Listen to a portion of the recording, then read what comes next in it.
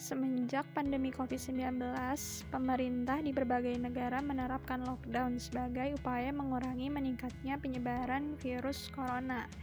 Dan karena lockdown tersebut, akhirnya kegiatan masyarakat pun dibatasi.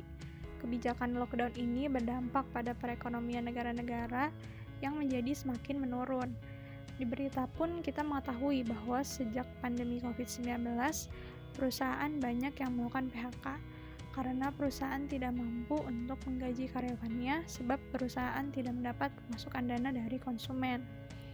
Bank Dunia pun memproyeksi bahwa perekonomian dunia mengalami resesi hingga negatif 5,2%, dan ini adalah resesi paling rendah sejak Perang Dunia Kedua.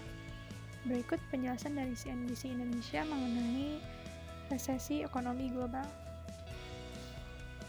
Bank Dunia bahkan memproyeksi ekonomi global pada tahun 2020 akan terkontraksi hingga 5,2%. Dan ini merupakan resesi terdalam sejak Perang Dunia Kedua. Proyeksi ekonomi global tahun ini bahkan jauh lebih rendah dari laporan Bank Dunia Januari 2020 lalu yang memproyeksi ekonomi global bisa tumbuh 2,5%.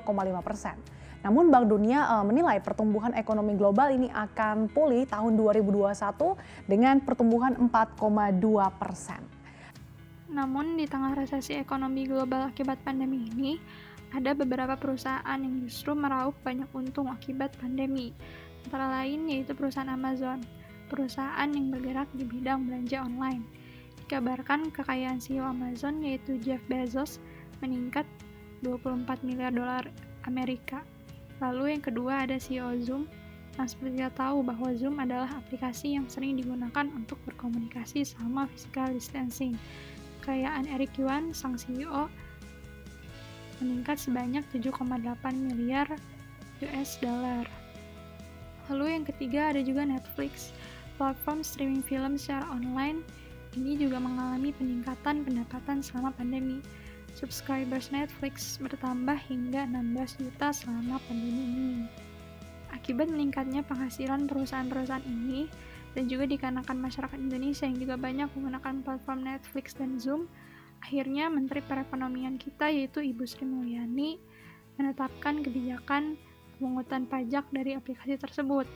Dan ternyata kebijakan pemungutan pajak tersebut ditanggapi oleh Presiden Amerika Serikat, karena khususnya Netflix berasal dari Amerika. Perwakilan dagang Amerika Serikat, Robert Lighthizer, mengatakan bahwa Presiden Trump khawatir banyak yang menggunakan skema pajak yang tidak adil, sehingga mereka pun siap mengambil tindakan yang sesuai.